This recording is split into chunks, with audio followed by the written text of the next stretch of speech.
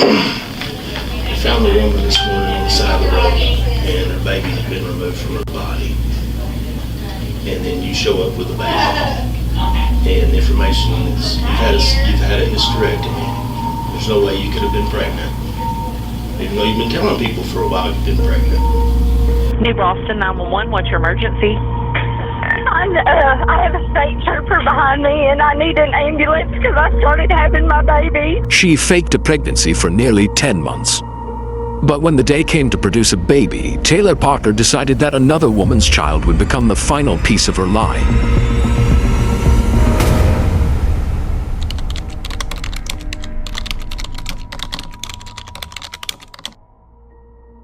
In January 2020, 27-year-old Taylor Parker told her boyfriend Wade Griffin that she was pregnant. There was one problem. Taylor had undergone a hysterectomy years earlier and had no uterus, making pregnancy impossible. Wade did not know. Taylor bought a silicone belly, ordered customized ultrasound images, collected baby clothes, prepared a nursery, arranged a maternity photo shoot, held a gender reveal party, and chose a name.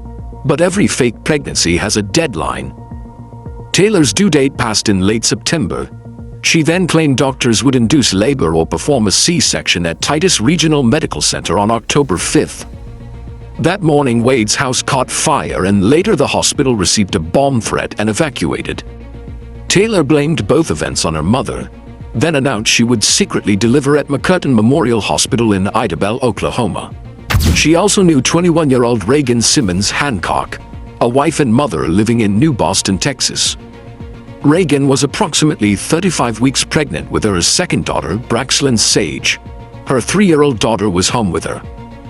On October 9, 2020, Taylor sent Wade to deliver hogs in Wynwood, Oklahoma, telling him to meet her later at the Idabel Hospital. Taylor never went there. At approximately 7:30 that morning, she arrived at Reagan's home. Taylor attacked her with sharp and blunt objects, then used a blade and scalpel to remove Braxlyn from Reagan's body. Reagan died inside her home, while Taylor drove away with the baby she intended to present as her own. After leaving Reagan's house, Taylor called 911 and falsely claimed she had just given birth inside her car. She said she needed an ambulance because the baby was unresponsive. New Boston 911, what's your emergency? I have a state trooper behind me and I need an ambulance because I started having my baby. Okay, stay on the line. I'm going to get you to LiveNet. I got a trooper behind Okay, me. stay on the line. Stay on the line. It's going to be okay. Stay on the line.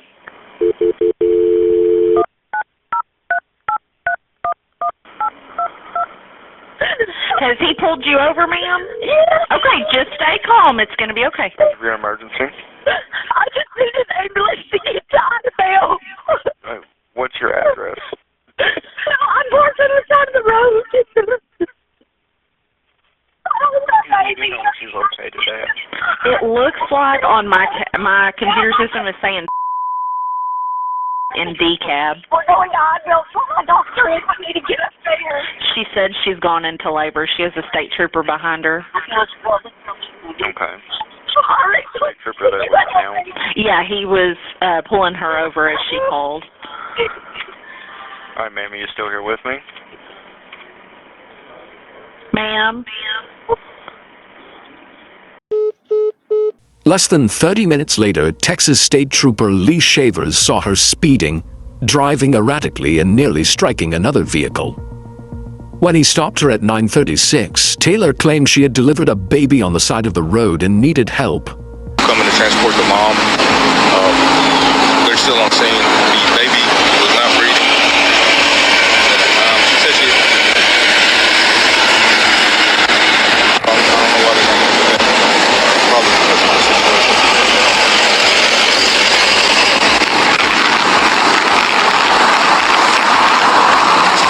Put her here. The trooper saw an umbilical cord extending into her clothing and a newborn who was pale, limp, and not breathing.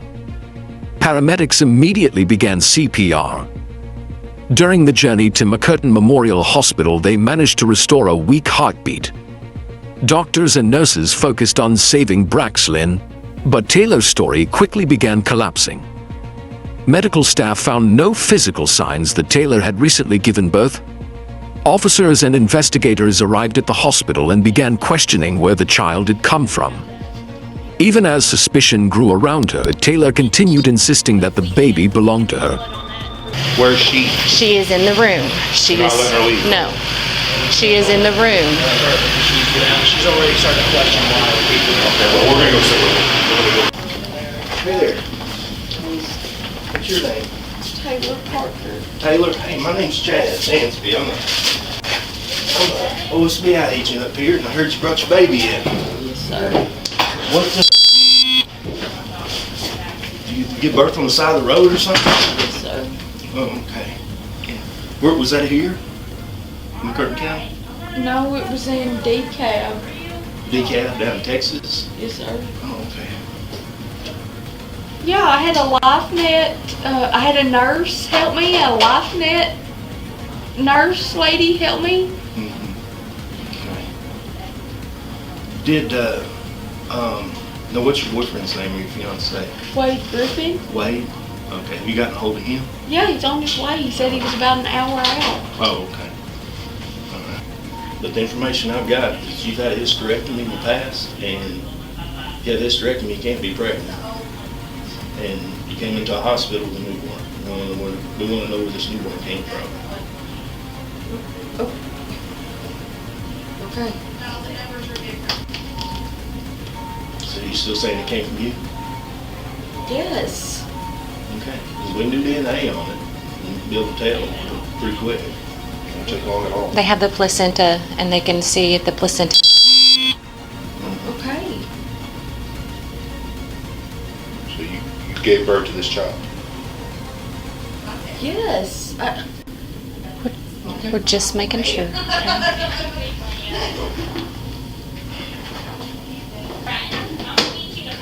Taylor, they found the woman this morning on the side of the road, and her baby had been removed from her body.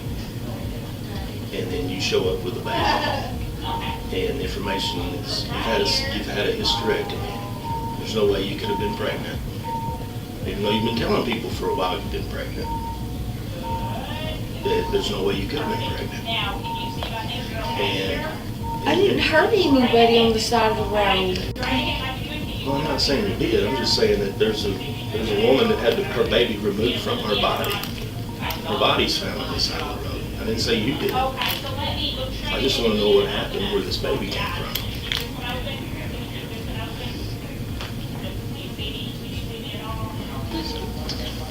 Do what? I'm not gonna hurt you. Nobody plans on hurting you, okay? That's not how we work here, okay? You're gonna be under arrest, okay? And you know that. But you've got to understand, we're not here to hurt you, okay? All right. That's fine. I'll cover you up. We're going to leave you with that because we can't put those other clothes on you because those are what you wore earlier, okay? Did they have any like We have scrubs that you can wear. Sorry. That tape hurts. Yes, it does. Try to do it quick because it hurts, but it still won't make it any better usually. Meanwhile, Reagan's family became alarmed when she failed to take her daughter to daycare and stopped answering calls. Her mother went to Reagan's house and discovered her dead, with her unborn baby missing. Information moved quickly between Texas and Oklahoma. The woman being questioned at the hospital and the baby missing from Reagan's body were connected. Taylor Parker's carefully constructed pregnancy story was finally exposed. Despite the efforts of doctors and paramedics, Braxlin was pronounced dead later that day. Taylor was arrested at the hospital and investigators began uncovering the enormous deception that had led to 2 deaths. They found evidence of the silicone belly, false ultrasound images, nursery, maternity photographs, gender reveal party, changing hospital plans, and Taylor's online research concerning childbirth and premature babies. Prosecutors argued that Taylor's motive was to keep Wade Griffin and protect the fantasy she had created. Reagan was not simply a random opportunity. She had become the person whose baby could make Taylor's pregnancy appear real. During the trial, Taylor's lawyers challenged whether Braxlin had been born alive. This question was important because kidnapping or attempted kidnapping was the element that elevated Reagan's murder to capital murder. Paramedics testified that they had restored Braxlin's heartbeat. Doctors explained that she was viable at approximately 35 weeks and could not have been revived if she had already been dead throughout the entire period. The jury accepted the prosecution's case that Taylor had murdered Reagan while committing or attempting to commit the kidnapping of Braxlin. On October 3, 2022, Taylor Parker was convicted of capital murder. The punishment phase lasted 25 days and included testimony from 142 witnesses. Prosecutors described the crime as calculated and argued that Taylor remained a future danger. On November 9, 2022, a Bowie County jury sentenced Taylor Parker to death. Reagan's family finally faced the woman responsible, but no verdict could restore Reagan or Braxlin. Taylor later appealed her conviction, challenging the kidnapping evidence, the publicity surrounding the trial, and several other rulings. On November 6, 2025, the Texas Court of Criminal Appeals rejected all 25 claims and affirmed both her conviction and death sentence.